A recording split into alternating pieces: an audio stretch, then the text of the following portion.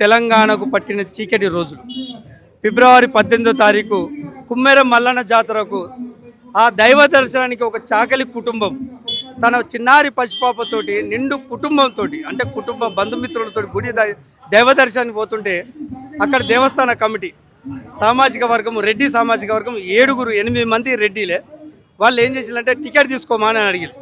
మేము మీకు తెలియదా పటేలా, మేము చాకలోళ్ళము, మేము పనులు చేస్తున్నాం, మా దగ్గర డబ్బులు లేవు అంటే 100 రూపాయలు చాకలోడా నీకు అని ఒక కులం పేరుతో తిడుతూ నువ్వు ప్రేమ పెళ్లి చేసుకున్నావు నువ్వే కాదరా అంటే ఆయన చాకలి ఆయన గణేష్ ఒక దళిత బిడ్డను పెళ్లి చేసుకున్నాడు, ప్రేమ పెళ్లి చేసుకున్నాడు. వాళ్ళకు చిన్నారి పాప, ఆ 2 నెలల పాపకు దైవ దర్శనానికి పోతుంటే నువ్వు కులం వాళ్ళ మనసులో అప్పటిదప్పుడు రెడ్డిలు మన సమాజం ఒక్కసారి ఆలోచించాలి.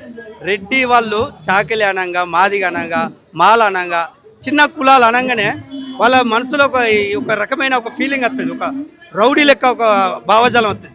వెంటనే వాళ్ళని గల్లబట్టుకొని లోపలి తీసుకొని పక్క రూమ్లో తీసుకుపోయి కొడుతున్నారంటే ఎంత ఘోరమైన సంఘటన అది. సీసీ ఫుటేజ్లు బయటికి బహిరంగంగా వచ్చినాయి కదా.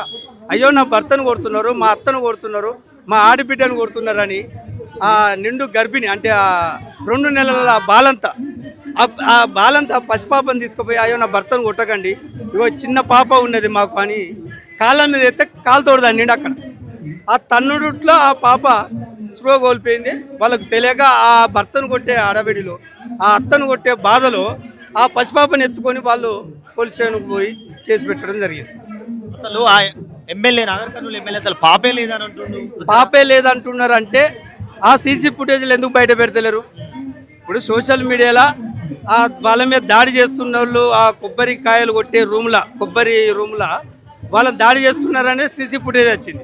అయ్యో నా భర్తను కొడుతుందని ఆమె పాపను ఎత్తుకొని ఆ కాళ్ళ మీద పడుతుంటే కూడా సీసీ ఫుటేజ్ బయటకు వచ్చింది. ఆ పసిపాప కనబడుతుంది. మరి ఆ పసిపాప లేదని ఎట్లా అంటారు? ఇప్పుడు గర్భిణీ స్త్రీ అవుతున్నది కదా, బాలంత స్త్రీ తల్లి ఉన్నప్పుడు పిల్ల అయిపోయింది. మరి 2 నెలల పిల్లని పెట్టి తల్లి గుడికి వస్తుందా? సమాజమా ఒక్కసారి ఆలోచించండి.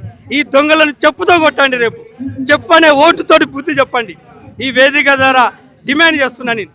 చిన్నారి పాప లేకుండా తల్లి దైవ దర్శనానికి వస్తుందా? తండ్రి దైవ దర్శనానికి వస్తుందా?